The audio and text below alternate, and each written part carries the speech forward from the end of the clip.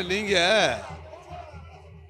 நாங்கள் தேர்தல் பிரச்சாரம் இன்னைக்கு கோயம்பேடில் சேமாத்தோனார் பகுதியில் எங்கள் தேசிய ஜனநாயக கூட்டணி நிர்வாகிகள் அனைத்து இந்திய அண்ணா திராவிட முன்னேற்ற கழக நிர்வாகிகளை இணைந்து ஒவ்வொரு வீட்டுக்கும் நேரடியாக சென்று வாக்காளரை சந்தித்து வாக்கு கேட்டு வரோம். அந்த வாக்காளர்கள் இப்போ எப்படி அவங்க எங்களை வரவேற்கிறாங்க, எவ்வளோ புண்ணையோடு வரவேற்கிறாங்க, எவ்வளோ இன்முகத்தோடு வரவேற்கிறாங்க, நீங்கள் நேரடியாக பார்த்துட்டு வரீங்க. ஸோ அதிலேருந்து என்ன நினைக்கிறது தோணுதுன்னா, மக்கள் அவங்க இந்த ஆட்சியை மாற்றணுன்ற எண்ணம் அவங்களுக்கு வந்துடுச்சு. அதனால் எல்லார் மனசுலையும் ஒரே நிலைப்பாடு, திராவிட முன்னேற்ற கழகம் ஸ்டாலின் தலைமைக்கு ஆட்சியை ஒழியணும் என்ற மனநிலைக்கு வந்துட்டாங்க.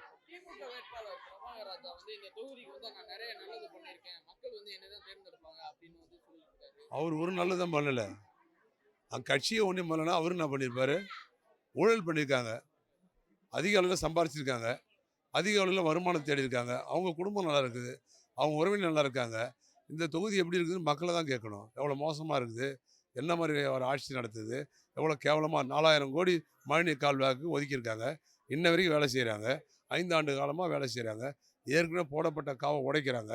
நல்லா இருக்க நல்லா கால்வாய் இல்லாத இடத்துல போய் கால்வாய் போட்டால் போடல. நான் வசிக்கிற பகுதி நாராயணசாமி தெருன்னு 1 கிலோமீட்டர் கால்வாய் போட்டிருக்காங்க. அது ஆல்ரெடி செங்கல்லால் கட்ட கால்வாய், எந்த பாதிப்பும் இல்லை. அதுக்கு காங்கிரீட் போட்டு இப்போ கட்டுறாங்க. எதுக்கு? இல்லாத இடத்துல அந்த கால்வாய் கட்டலாமே. எவ்வளோ இடங்களில் தண்ணி தொடர்ந்து தேங்குது. இப்போ 6ஆம் தேதி மழை பெஞ்சுது, 1 மணி நேரம் மழை பெஞ்சுது, 1.5 அடி தண்ணி தேங்கிடுச்சு. அப்போ என்ன வேலை பார்த்தீங்க? மக்கள் அதான் ஊடகம் நீங்கள் தான் சொல்லணும். நாங்கள் சொன்னோட எதிர்கட்சி குற்றம் சாட்டுறதா சொல்லலாம். நீங்கள் ஊடகத்துறை நீங்கள் நேரடியாக பார்க்குறீங்க. 6ஆம் தேதி மனு தாக்கல் அன்றைக்கி ஒரே ஒரு நாள் 1 மணி நேரம் 1.5 மழை பெஞ்சுது, எல்லா இடங்களும் 1.5 அடி தண்ணி. நீங்கள் சொல்கிறீங்க 48 மணி நேரம் 3 நாள் தொடர்ந்து 72 நேரம் பெஞ்சோட ஒரு சொட்டு தண்ணி தேங்காதுன்றீங்க. 1 மணி நேரத்துக்கே அங்கே இல்லையே.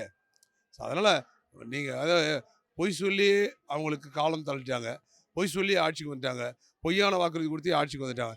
இதெல்லாம் மக்கள் 5 ஆண்டு காலமாக ரொம்ப தெளிவாக பார்த்துட்டாங்க. இனிமேல் ஏமாற தயாராக அவங்க இல்லை, இனிமேல் ஏமாறத்துக்கு தயாராக இல்லை. ஏமாற்றுற அளவுக்கு மக்கள் ரொம்ப தெளிவாக இருக்காங்க. அதனால் இந்த தேர்தலில் அவருக்கு 0 தான் கிடைக்கும், ஆட்சி வராது, ஆட்சி தூக்கி எறியப்படும். இதோட திமுகவுக்கு சாவு மணி அடிப்பாங்க.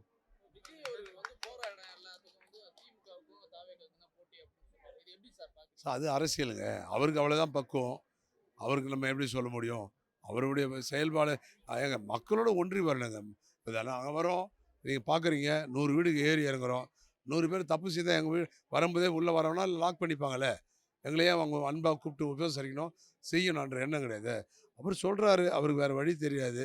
அவர் இன்னும் எந்த ஊருக்கு போயிட்டார், எந்த மக்களை பார்த்தாரு, இந்த மாதிரி ஒரு ஏரியாவுக்கு, மிடில் கிளாஸ் ஏரியாவுக்கு கீழே இறங்கி வந்தாருன்னா, அந்த ஜனங்களோட பார்த்தாருன்னா, இந்த ஜனங்களும் இப்படிலாம் இருக்கான்னு அவர் தெரிஞ்சுக்கணும். சினிமா ஷூட்டிங் மாதிரியே பார்த்தாருன்னா அது ஒன்றும் நடக்காது.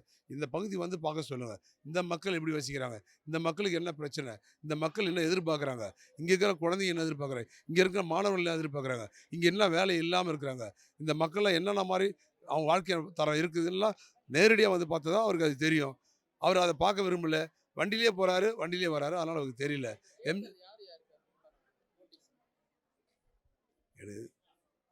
இந்திய தேசிய ஜனநாயக கூட்டணியில் அதிமுக தலைமையில் இருக்கின்ற கூட்டணியும் திராவிட முன்னேற்ற கழகம் தான் நேரடி கலந்து போட்டி.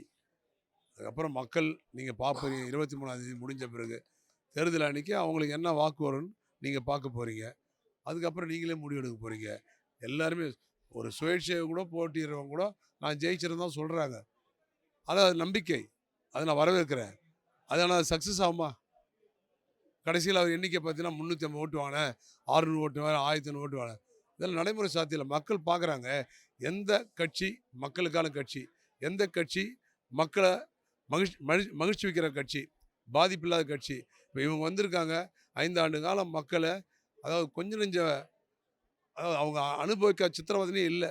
இன்றைக்கி என்ன அதாவது போதைப் பொருள் சென்னை விட்டுடுங்க, இது வளர்ந்த நகரம் கூட சொல்லலாம், கிராமப்புறங்களில் கூட கஞ்சா வந்துடுச்சுனால் உங்கள் ஆட்சி நிலைமை எவ்வளோ மோசம். நீங்கள் தான் முதலமைச்சர், சட்டம் ஒழுங்கு உங்கள் கையில் தான் இருக்குது, காவல்துறை உங்கள்கிட்ட தான் இருக்குது. தினமும் 10 கொலை நடக்குது, தடுக்க வழி இல்லை.